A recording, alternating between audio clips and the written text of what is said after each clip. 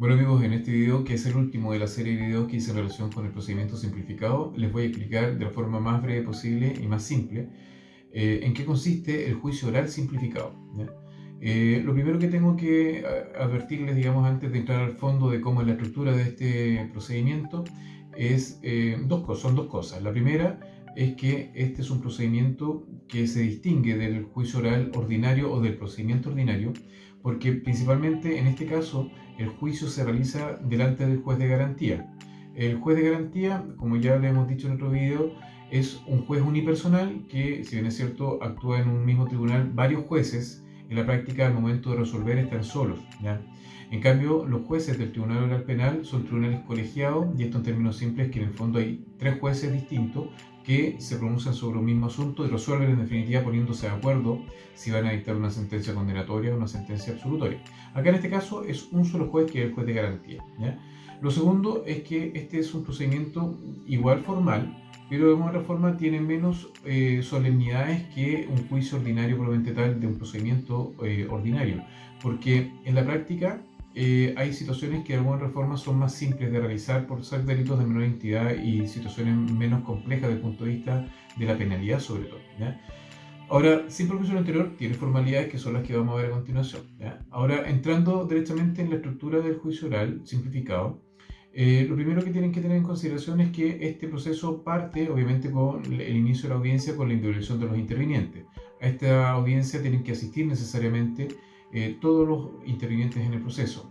Si eventualmente falta alguno, las consecuencias son distintas. Por ejemplo, si eventualmente no asiste la víctima y está legalmente notificada, lo que ocurre es que el juicio se realiza y todo lo que ocurra en la audiencia le afecta igual y después no puede reclamar el hecho de no haber intervenido. Lo mismo pasa con su abogado, con el abogado querellante. Si fue notificado legalmente, no podría después reclamar algún entorpecimiento, alguna alegación de fondo, porque en la práctica se le dio la posibilidad de asistir, pero no asistió por una situación que le es imputable en definitiva, ¿ya? Ahora, el problema se produce si es que no está notificado, porque si no está notificado sí puede reclamar eventualmente alguna situación para poder anular esa audiencia y pedir que se realice previa notificación de la realización de la misma. En el caso del fiscal, como estas audiencias son audiencias que se desarrollan dentro del contexto generalmente de audiencias que se conocen como audiencias programadas, el fiscal que toma la audiencia generalmente es el fiscal de turno en la sala ese día en la audiencia, lo mismo que el juez. El defensor de alguna forma puede tal vez ser distinta la situación, porque si bien es cierto, también hay un defensor de turno en este turno de audiencia programada. Si el imputado tiene un abogado particular, obviamente asiste con su abogado. Y el imputado obviamente también tiene que asistir. En este caso, si el fiscal no asiste, se le puede sancionar. Si el defensor no asiste, particularmente a esta audiencia, se le puede declarar abandono de la defensa y puede ser incluso sancionado hasta 2 meses con la suspensión del ejercicio de la profesión. Y en el caso del imputado, la situación incluso es más grave, porque si el imputado no asiste a esta audiencia, la ley faculta, como lo hemos dicho en otro video, para que se despache respecto a él una orden de detención con la facultad incluso de decretar en su contra la prisión preventiva. Y eso implica que no solamente la persona va a ser traída a la fuerza a través de una orden de detención, sino que además, ya declarada la prisión preventiva por el tribunal, en esa oportunidad, cuando llega al tribunal, ingresa directamente a permanecer privado de libertad hasta que se realice el juicio dentro de 5 días, que es el plazo más o menos que establece el legislador. Ahora, en la práctica, ocurre que una vez que se verifica esta situación y ya están individualizadas las partes, el juez directamente le da la palabra a los intervinientes. Básicamente al fiscal, luego al querellante y al abogado defensor. ¿Para qué? ¿Con qué objetivo? Aquí se empiezan con las formalidades ya que hice en relación con la información que se le va a entregar al juez para efecto de que pueda fallar el asunto. Y aquí se realizan lo que se conocen como los alegatos de apertura. ¿Qué son estos alegatos de apertura? Son de alguna forma los relatos introductorios que hacen las partes respecto de cuáles van a ser sus teorías del caso. Para los que no saben qué es lo que es una teoría del caso, brevemente es la versión que de alguna forma las partes van a dar respecto de la situación jurídica, de cómo se tiene que resolver en definitiva el juicio. Esto es bastante relevante porque es la primera forma o la primera aproximación que tienen los intervinientes para darle a conocer al tribunal en qué consiste, digamos, la teoría que uno va a plantear en el juicio, ¿ya? Ahora, respecto a esto, el fiscal obviamente tiene que generalmente plantear que va a acreditar el hecho, que va a acreditarlo más allá, como se dice en la formalidad, más allá de toda duda razonable, y que desde ese punto de vista lo que va a hacer en definitiva es aportar los antecedentes para acreditar que la persona cometió el delito y que tuvo participación en el mismo, ¿ya? El querellante por lo general se adhiere también a esas alegaciones, salvo que plantee alguna alegación de fondo distinta, que esto también lo vimos en otro video, que puede hacer la situación que a lo mejor el fiscal no esté de acuerdo con los planteamientos del fiscal y introduzca alguna otra situación distinta y haga alegaciones en ese sentido. Y respecto del defensor, aquí hay un tema, porque la mayoría de los manuales de litigación plantean que el defensor tiene que hacer su exposición a través de su alegato de apertura. Pero la verdad es que también se estila bastante, y esto ya es un tema netamente práctico. Yo la verdad es que he tomado más de 120 juicios en procedimiento ordinario y mucho más en procedimiento simplificado.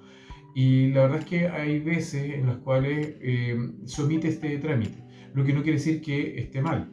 Derechamente, a ver, lo más aconsejable es introducir información, obviamente, para que el juez se vaya haciendo una idea desde ya de cuál va a ser la teoría que se va a plantear y cuáles van a ser los antecedentes que se van a cuestionar, ya sea porque se va a introducir una versión alternativa o porque directamente se va a hacer uso de algunas circunstancias modificatorias a favor del imputado, etc. Pero lo aconsejable es que el defensor también plantee su versión de los hechos. Y luego de esto, ya una vez que ya se hicieron los alegatos de apertura, el juez sigue con la ritualidad y le da la palabra al imputado. El imputado tiene derecho a guardar silencio, pero en este caso también tiene la posibilidad de renunciar a ese derecho y declarar, ¿ya? Ahora, la declaración del imputado tiene una particularidad porque como el imputado no se puede autoincriminar en estricto rigor, por medio de su declaración, lo que hace es que se le compele para que diga la verdad, no se le toma juramento, es una formalidad para no hacerlo incurrir en un delito de perjurio, ¿ya? O de falsa declaración en juicio.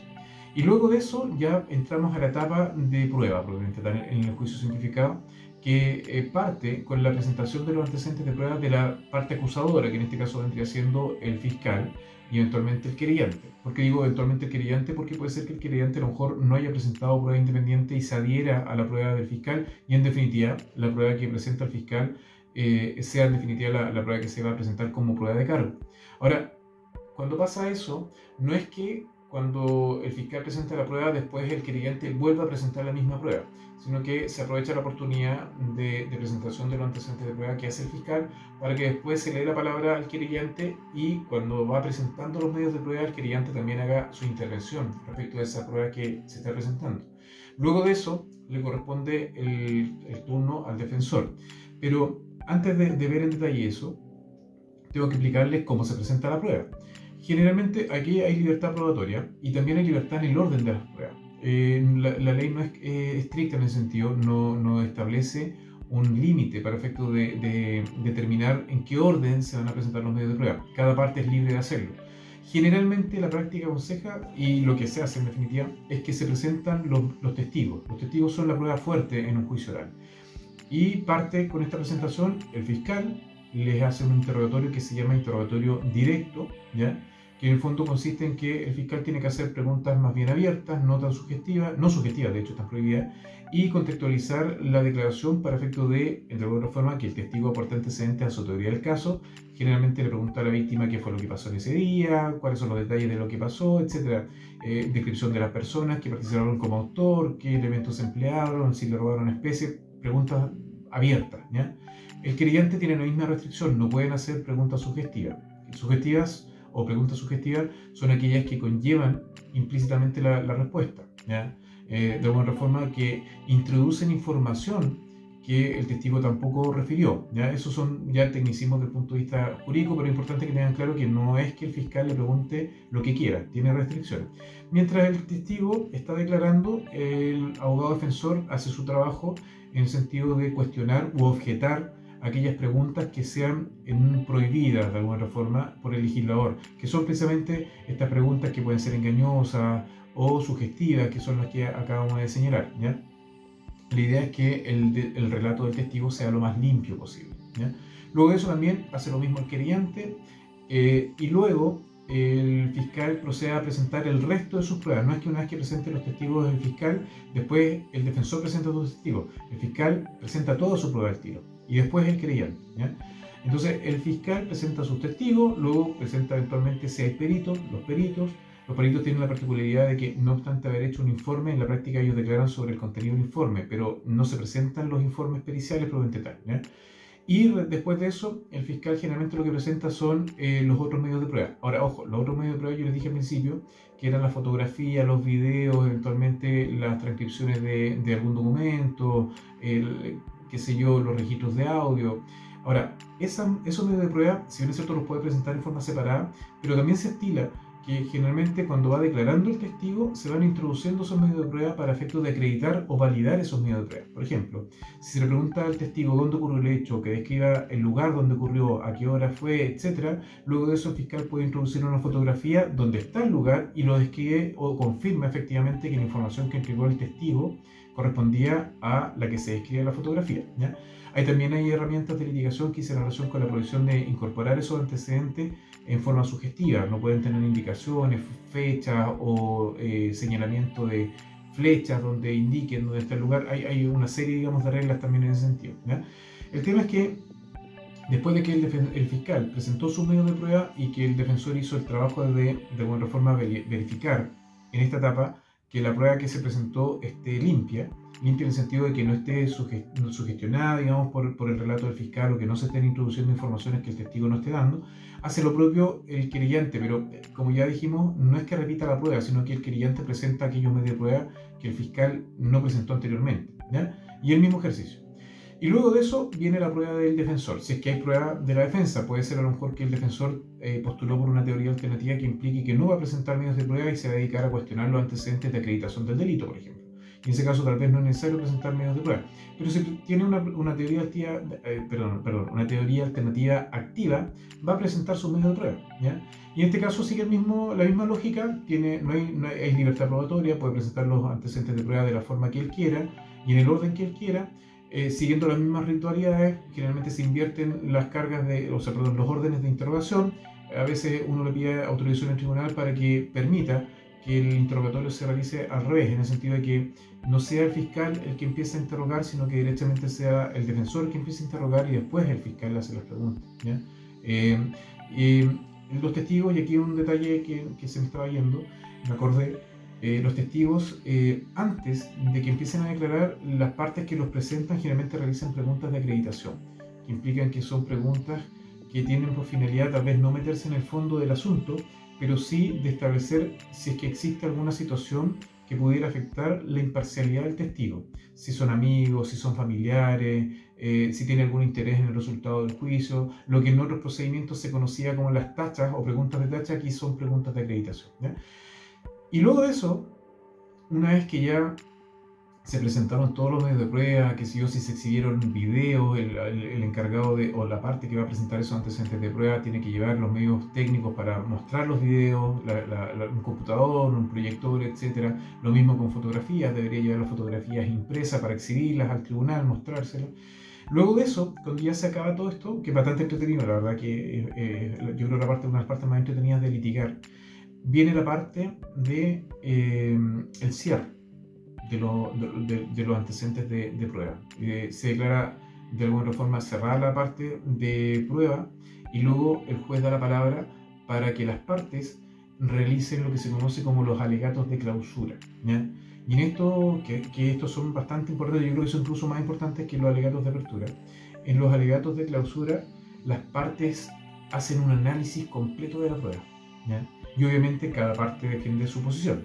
El fiscal va a decir, mire, ¿sabe qué? Nosotros ya logramos acreditar, cumplimos la promesa de acreditar el hecho, de acreditar la participación, y esta persona tiene que ser sancionada porque se acreditaron los hechos.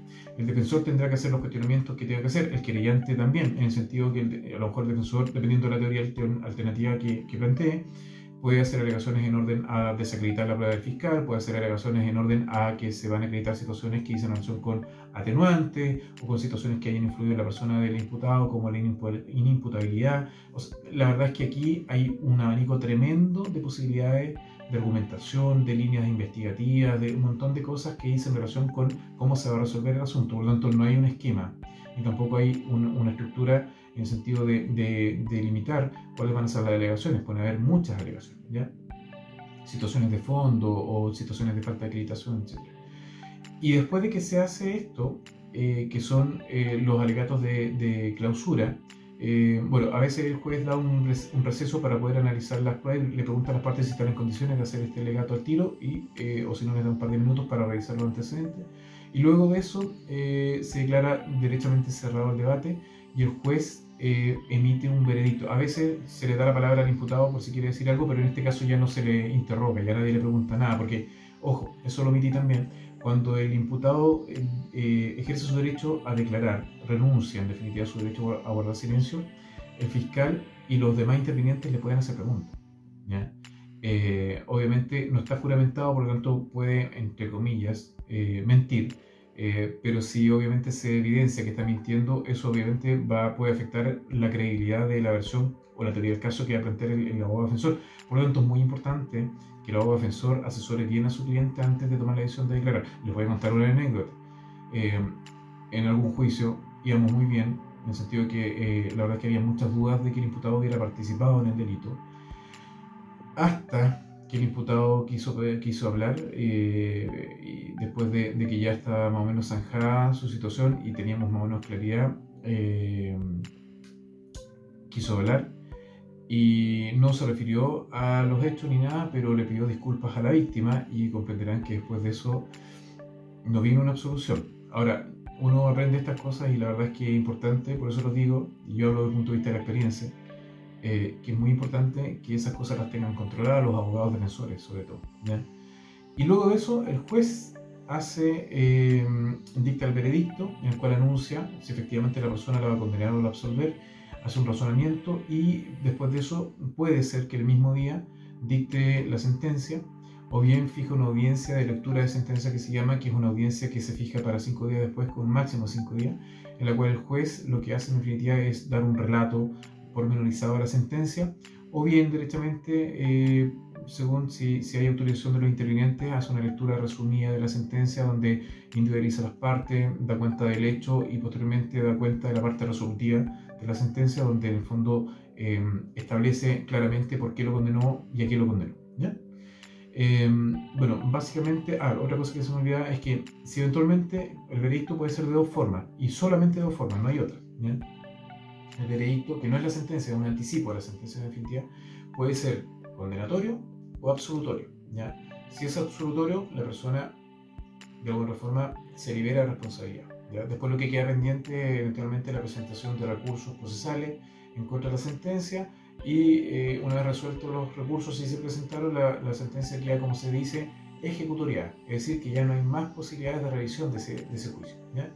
Eso ocurre o bien porque no se presentaron recursos y pasaron los plazos y no se presentaron, o bien porque se presentaron los recursos y el Tribunal Superior, que son las Cortes en definitiva, rechaza los recursos, ¿ya? En cualquiera de esas dos situaciones ya la sentencia queda ejecutoriada. Pero si eventualmente también la otra opción es que el imputado sea condenado. Y si es condenado, ahí hay que discutir si es que eventualmente tiene derecho a penas alternativas. Eso lo vamos a ver con mucho detalle en otros videos que todavía no están confeccionados, los voy a hacer a futuro. Y en definitiva lo que se ve es cuál va a ser la forma de cumplimiento. Si va a cumplir la pena o la condena privado de libertad, si se le van a reconocer algún tipo de beneficio, cuál de los beneficios, si tiene derecho a algún tipo de beneficio. Para esto se considera como antecedente principal el certificado de antecedentes y además algunos antecedentes que hayan relación con su situación social y familiar. Hay algunas penas alternativas que requieren la presentación de informes. Y les digo que me ha pasado a ver que hay colegas que llegan a esta instancia sin los informes y posteriormente el juez dicta la sentencia, lo condena y no le da pena alternativa a sus clientes. Entonces, ojo también con ese detalle. Pero básicamente, la verdad es que este video es un poquito más largo de los normales porque es la parte final y más importante de un juicio oral simplificado, o sea, del procedimiento simplificado. Y había que, de alguna forma, detallar estas distintas etapas. Con esto ya terminamos la etapa del procedimiento simplificado. Los invito a ver el resto de los videos para que conozcan cómo funciona el sistema procesal penal y si enfrentan situaciones legales, penales como esta, obviamente ya tengan una idea de qué es lo que viene en definitiva. Esa es la idea de estos videos. Que estén bien. Cuídense. Chao.